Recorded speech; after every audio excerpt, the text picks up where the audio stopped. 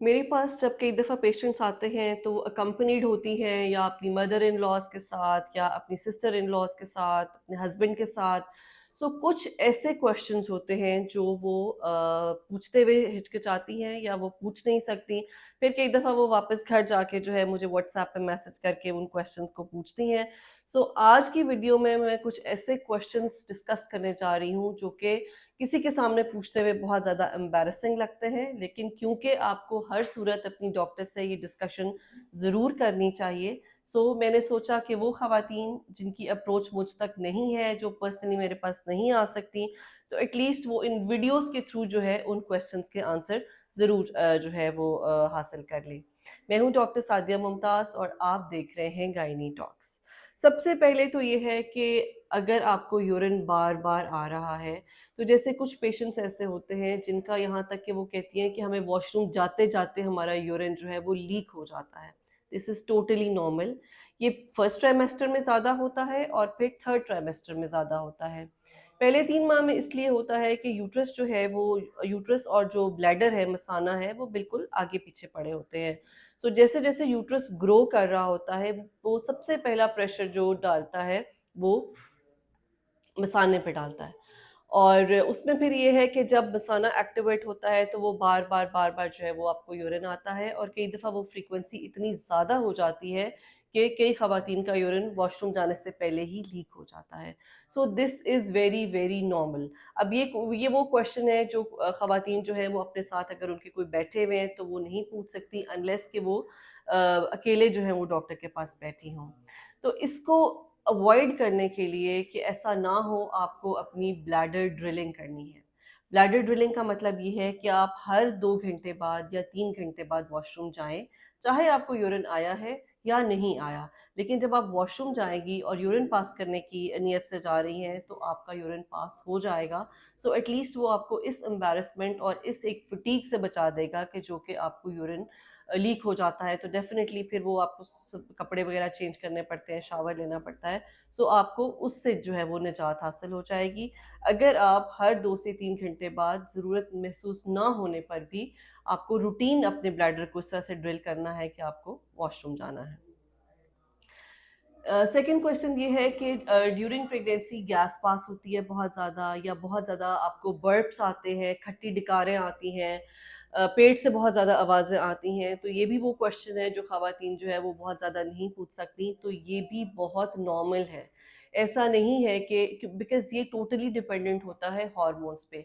जब आपकी बॉडी में प्रेगनेंसी के दौरान हार्मोन्स बढ़ते हैं, तो आपकी बॉडी के सारे ऑर्गन्स जो हैं वो आहिस्ता-आहिस्ता रिलैक्स हो जाते हैं। जब उनमें लैक्सिटी आती है तो स्पेशली जो आपका निज़ाम हज़म है, तो उसमें जो एक नेचुरल उनकी एक टोन है, जब वो लूज़ हो जाती है तो उसमें गैस बनने लग जाती है।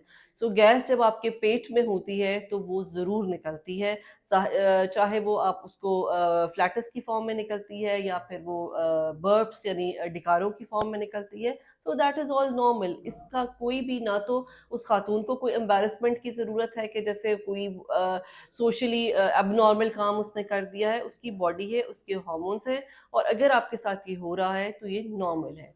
बस उसके लिए आपको सिर्फ़ करना ये है कि आप इसको अपनी डॉक्टर से डिस्कस करें कि मुझे इंडाइजेशन ज़्यादा होती है, सो आपको हम एक व्हाइट सी सिरप दे देते हैं, जो कि आपकी एसिडिटी जो है उसको बहुत अच्छी तरह से कंट्रोल कर लेता है, तो फिर आपको ये प्रॉब्लम नहीं होता। नेक्स्ट एक क्वेश्चन है इंटरकोर्स। इंटरकोर्स के बारे में क्वेश्चन करना डॉक्टर से किसी की मौजूदगी में डेफिनेटली ये बहुत ज़्यादा एम्बैरेसिंग होता है। या तो ये होता है कि अगर तो एज़ अ कपल कोई मेरे पास आते हैं तो इज़िली ये क्वेश्चन कर लेते हैं। लेकिन अगर जो प्रेग्नेंट लेडी है अपनी किसी फैमिली मेंबर के साथ आ रही है तो थोड़ा-सा उनको हिचकिचाहट भी होती है और अक्सर तो ख़ैर वो पूछ भी नहीं पाती। लेकिन ये बताना मैं ज़रूरी समझूँगी कि इस वीडियो में कि इंटरकोर्स जो है प्रेगनेंसी में किसी भी स्टेज पे मना नहीं होता। ना तो फर्स्ट ट्राइमेस्टर, ना सेकंड, ना थर्ड। फर्स्ट ट्राइमेस्टर में थोड़ी-सी एहतियात के बारे में ज़रूर कहा जाता है कि बहुत ज़्यादा विगरसली और बहुत ज़्यादा स्ट्रॉन्गली ना किया जाए। उसकी वजह सिर्फ़ ये है कि कई दफ़ा जो है आपको ब्लीडिंग हो सकती है या अगर नौ पहले से आपके मिसकैरेजेज़ हो रहे हैं या आपको कोई प्री टर्म का खदशा है, तो उसमें फिर हम कहते हैं कि थोड़ा-सा अवॉइड करें। लेकिन अगर तो आपका प्लेसेंटा नीचे नहीं है, आपको किसी किस्म का कोई इन्फेक्शन नहीं है, आपको जो है लीकिंग नहीं हो रही, कोई डिस्चार्ज नहीं है, वाटर डिस्चार्ज नहीं हो रहा, तो आपको इंटरकोर्स से कभी भी हम अवॉइडेंस नहीं कहते। बल्कि मैं हमेशा अपनी वीडियोस में ये बताती हूँ कि 9th मंथ में अगर आप इंटरकोर्स जो है रेगुलरली करते हैं, तो this leads to a normal delivery. वो इस तरह से कि उसमें जो सीमन है उसमें मौजूद जो प्रोस्टाग्लैंडिन्स हैं, वो एक्ट करते हैं कि जैसे हम आपकी इंडक्शन कर रहे हैं।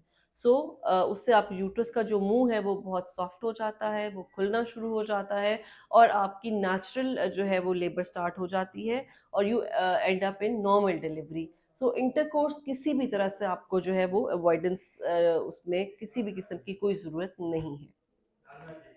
फिर आते हैं फूड क्रेविंग्स पे।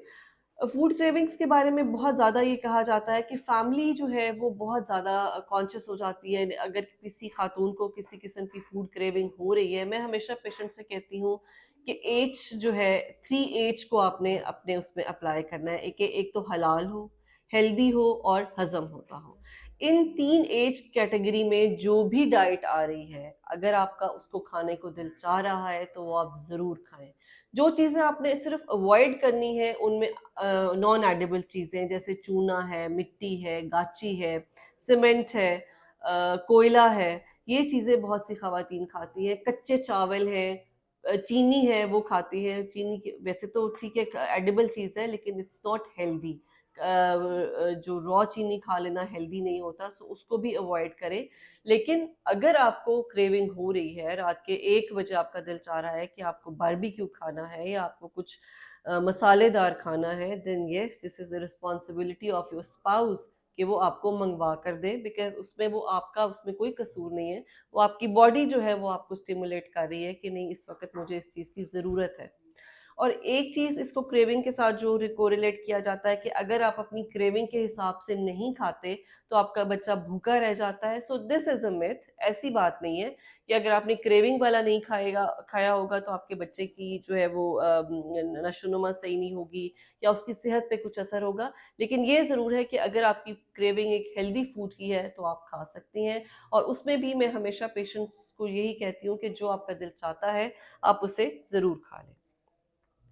फिर एक और जो एक एम्बैरेसिंग क्वेश्चन जो है मुझसे बाद में पूछा जाता है कि हमारे जो पेट की शेप है वो बहुत डिफरेंट तरीके से हो रही है कि वो एग्जांपल्स होती है, मेरी बहन की शेप ऐसी थी, मेरी ऐसी है, या मेरी नेबर्स में किसी की शेप है वो ऐसी है।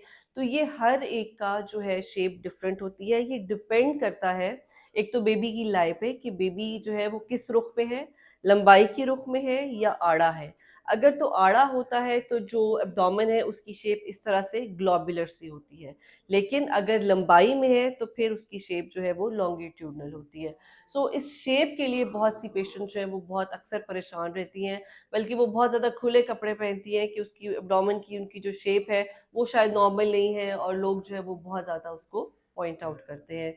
सो ये वो पॉइंट्स हैं जिनके बारे में आपको मैं चाहती थी कि अपनी वीडियो के थ्रू एजुकेट कर सकूं कि इनमें से किसी पॉइंट में भी कोई भी किसी किस्म की परेशानी नहीं है।